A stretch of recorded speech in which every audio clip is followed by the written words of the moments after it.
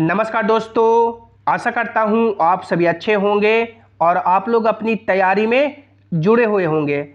दिन रात मेहनत करने के बाद फाइनल सिलेक्शन लेने के बाद यदि कोई डॉक्यूमेंट वेरिफिकेशन में बाहर होता है तो काफ़ी बुरा लगता है।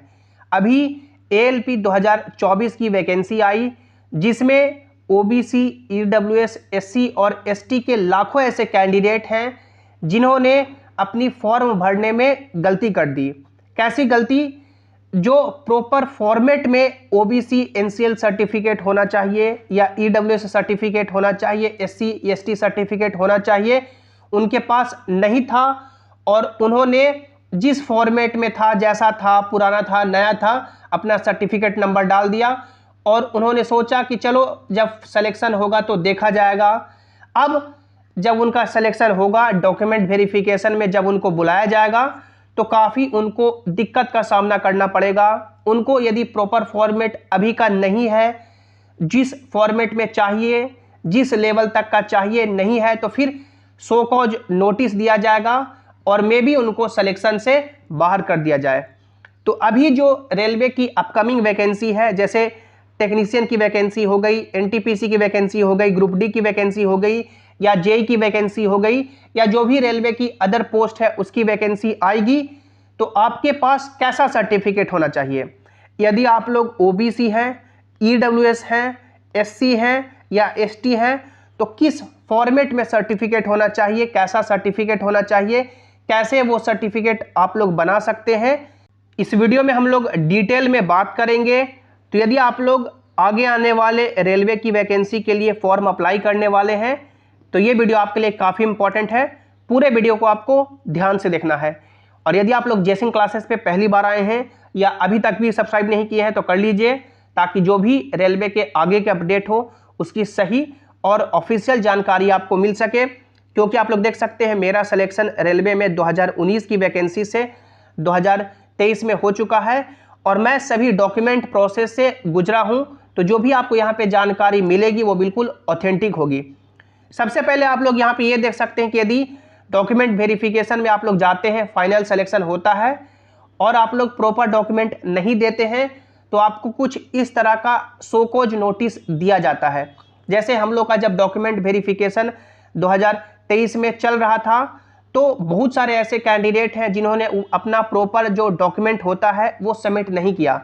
जैसे ओबीसी सर्टिफिकेट नहीं सबमिट किया, ईडब्ल्यूएस, एससी, एसटी और प्रॉपर फॉर्मेट में, और जब वो लोग फॉर्म भर रहे थे उस टाइम का चाहिए। आप लोग यहाँ पे देख सकते हैं एक कैंडिडेट ने अपना ओबीसी एनसीएल सर्टिफिकेट नहीं सबमिट किया है, valid at a time of submission of online authority, यानी फॉर्म भरते समय जो सर्टिफिकेट वैलिड था वो सबमिट नहीं किया, इसलिए इनको सो कॉज नोटिस दिया गया। इसके बाद देखिए एक और कैंडिडेट का सो कॉज नोटिस मेरे पास अवेलेबल है, जिसमें आप लोग यहाँ पे देख सकते हैं इनको सो कॉज नोटिस इसलिए दिया गया क्योंकि इन्होंने जो अपना सब कास्ट एप्लीकेशन फॉर्म में भरा वो मिसमैच हो गया, स्पेलिंग एरर हो गया या गलती हो गया जो सेंट्रल लिस्ट में सब कास्ट मेंशन्ड है उससे, इसलिए इनको सो कॉज नोटिस दिया गया। तो देख सकते हैं कौन कौन कारण से सो कॉज नोटिस मिलते हैं। एक तो आप लोगों ने ओबीसी एनसीएल सर्टिफिकेट नहीं दिया उसके कारण, उसके बाद एससी सर्टिफिकेट नहीं दिया उसके कारण, सब कास्ट गलती हो गया आपके एप्लीकेशन फॉर्म में उसके कारण, ईडब्ल्यूएस का सर्टिफिकेट नहीं है या जो भी अदर इंपॉर्टेंट आप लोग का डॉक्यूमेंट नहीं है उसके कारण आपको सो कॉज नोटिस मिल सकता है। अब हम लोग बात करते हैं कि ओबीसी, ईडब्ल्यूएस, एससी और एसटी का प्रॉपर फॉर्मेट कैसा होता है। एप्लीकेशन फॉर्म भरते समय आपके पास कैसा फॉर्मेट होना चाहिए और डॉक्यूमेंट वेरिफिकेशन के समय कैसा फॉर्मेट होना चाहिए। तो आप लोग यहाँ पे देख सकते हैं ये ओबीसी सर्टिफिकेट का फॉर्मेट है। उसके बाद देखिए ये आपका ईडब्ल्यूएस सर्टिफिकेट का फॉर्मेट है और ये आपका एससी एसटी सर्टिफिकेट का फॉर्मेट है। ये जो तीनों आप लोगों ने फॉर्मेट देखा, एससी एसटी का ये फॉर्मेट हो गया, ये आपका ईडब्ल्यूएस का फॉर्मेट हो गया और ये आपका ओबीसी का फॉर्मेट हो गया। ये जो फॉर्मेट है ये इसको रेलवे का फॉर्मेट बोलते हैं, ये रेलवे का फॉर्मेट है और ये फॉर्मेट आप लोग किसी भी नोटिफिकेशन नोटिफिकेशन डाउनलोड करेंगे, जैसे एएलपी का, एनटीपीसी का, ग्रुप डी का, तो ये सभी फॉर्मेट आपको नीचे एनेक्सर में दिया रहता है। ये सभी जो फॉर्मेट है ये आपको जब आप लोग का फाइनल सिलेक्शन होता है, डॉक्यूमेंट वेरिफिकेशन के लिए बुलाया जाता है तब जरूरी होता है, क्योंकि काफ़ी सारे कैंडिडेट कंफ्यूज होते हैं कि रेलवे का जब फॉर्म भर रहे हैं तो कैसा फॉर्मेट में हमारे पास सर्टिफिकेट होना चाहिए। तो ये जो सभी फॉर्मेट है अभी आपको नहीं बनाना है, ये जब आपका फाइनल सिलेक्शन होगा, तब जब आपको डॉक्यूमेंट वेरिफिकेशन के लिए बुलाया जाएगा, तब इस फॉर्मेट में, यानी ये जो आपका फॉर्मेट है इसे प्रिंट करेंगे, इसे अपने से भरेंगे और ब्लॉक लेवल पे और एसडीओ लेवल पे या डीएम लेवल तक बना के ले जाएंगे, तब आपका वहाँ पे वैलिड होगा, आपको मान्य होगा। लेकिन जब फॉर्म भर रहे हैं उस समय ये सभी आपके पास नहीं होना चाहिए। फॉर्म भरते समय कौन सा होना चाहिए, और हम लोग ये भी बात करेंगे कि ये कैसे बनेगा और आप लोग कैसे इसे प्रॉपर लेवल तक बना सकते हैं। सबसे पहले आप लोग ये देखिए, जब आप लोग फॉर्म भरेंगे तो आपके पास कुछ इस तरह का ओबीसी का, ईडब्ल्यूएस का, एससी का या एसटी का सर्टिफिकेट होना चाहिए। सबसे पहले हम लोग बात करते हैं कि सेंट्रल लेवल का या स्टेट लेवल का चलेगा। तो रेलवे आपका कैसा जॉब है? सीधा जवाब है कि रेलवे आपका है जो सेंट्रल जॉब है, तो सर्टिफिकेट भी आपका सेंट्रल लेवल का चलेगा, स्टेट का नहीं चलेगा। जैसे आप लोग देख सकते हैं, मेरा ये ओबीसी का सर्टिफिकेट है। जैसे मैं बिहार गवर्नमेंट से बिलोंग करता हूँ, बिहार स्टेट मेरा है, तो देख सकते हैं बनाया गया है बिहार सरकार के द्वारा। लेकिन आप लोग नीचे पढ़िएगा तो देख सकते हैं क्या लिखा गया है, भारत सरकार की सेवाओं में नियुक्ति हेतु अन्य पिछड़े वर्गों के उम्मीदवार द्वारा आवेदन करने संबंधी प्रमाण पत्र। यानी भारत सरकार की सेवाओं में, यानी जो सेंट्रल गवर्नमेंट के सर्विसेज हैं उसके लिए ये सर्टिफिकेट मान्य है। यदि आप लोग स्टेट लेवल का देखेंगे तो यहाँ पे लिखा रहेगा राज्य सरकार की सेवाओं में नियुक्ति हेतु।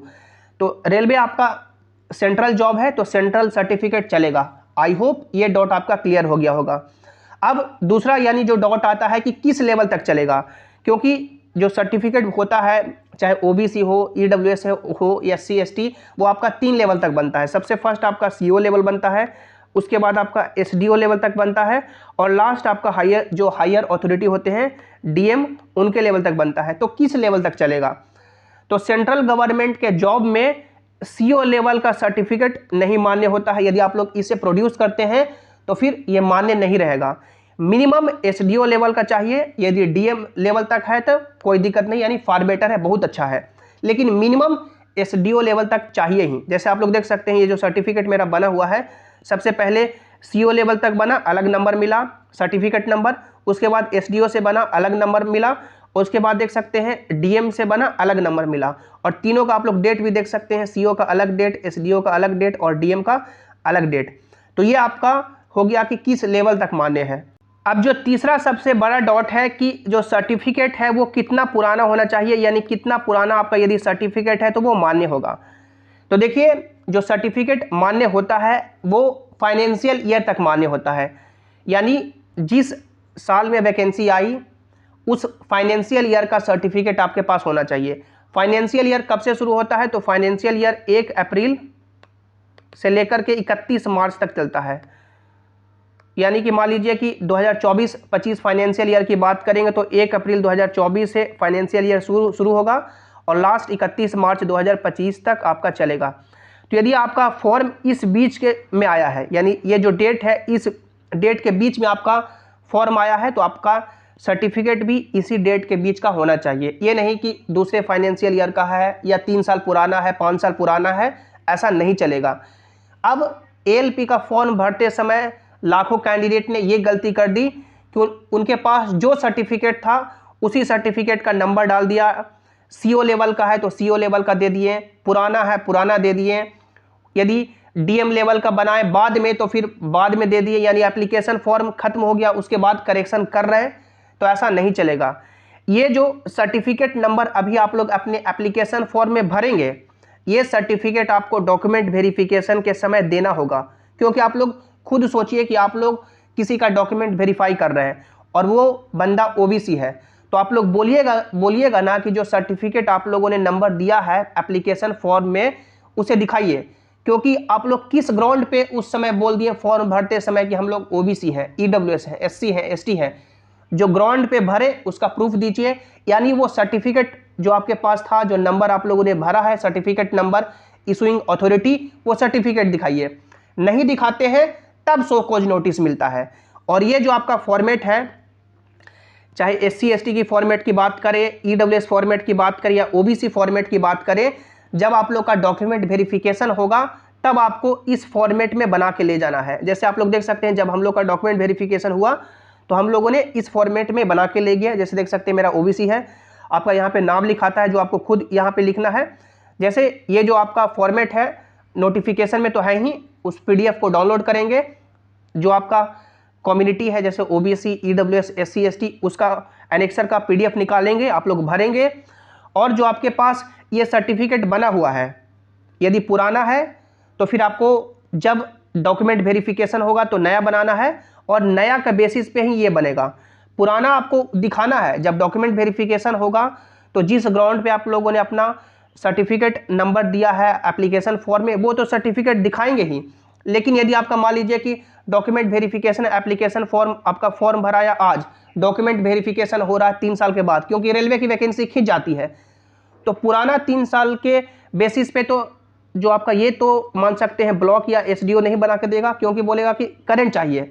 तो करंट आप लोग बनाएंगे और करंट के बेसिस पे ये सभी अपना जो डिटेल है, अपना जैसे नाम, फादर्स नेम, आपका कहाँ पे डिस्ट्रिक्ट है, कहाँ पे स्टेट है, आपका कम्युनिटी क्या है, सभी भरेंगे। और सबसे पहले आपको यानी कि ब्लॉक लेवल से यानी सीओ लेवल से बना लेना है। और उसके बाद जब ब्लॉक लेवल बनाएंगे उसके बाद फॉरवर्ड करेंगे तो उसी को लेकर के एसडीओ में सबमिट करेंगे तो एसडीओ भी बना देंगे। मिनिमम एसडीओ तक बना के ले जाना है, क्योंकि एसडीओ तक बना के ले जाएंगे तभी आपका डॉक्यूमेंट में है जो डीबी डॉक्यूमेंट वेरिफिकेशन में आपका वैलिड मांगा जाएगा, सीओ तक आपका नहीं चलेगा। डीएम तक बना लेते हैं तो और अच्छा है। तो ये आपका मान सकते हैं हम लोगों ने बात की कि फॉर्म भरते समय कैसा होना चाहिए, कितना पुराना होना चाहिए, किस लेवल तक होना चाहिए, और डॉक्यूमेंट वेरिफिकेशन में कैसा होना चाहिए, किस लेवल तक होना चाहिए। जो भी आपके मन में डॉट है नीचे कमेंट में पूछिएगा, वीडियो को लाइक कीजिएगा ताकि जो भी ऐसे ही ऑफिशियल अपडेट हो और कैसे आपको सिलेक्शन लेना है, कैसे आगे अपडेट होंगे, जो भी आपको यहाँ पे ऑफिशियल मिलेंगे। चैनल को सब्सक्राइब कीजिएगा, वीडियो को लाइक कीजिएगा, अपने दोस्तों के साथ शेयर कीजिएगा और सभी इंपॉर्टेंट अपडेट के लिए आप लोग टेलीग्राम जय सिंह क्लासेस से भी ज्वाइन हो जाएं ताकि जो भी रेलवे के नोटिस हो, अपडेट हो, यहाँ पर आपको मिल सके। लिंक आपको नीचे डिस्क्रिप्शन में दे दिया गया है, या आप लोग टेलीग्राम पे जय सिंह क्लासेस सर्च करके भी जुड़ सकते हैं। मिलते हैं अगली वीडियो में। Thanks for watching, have an awesome day.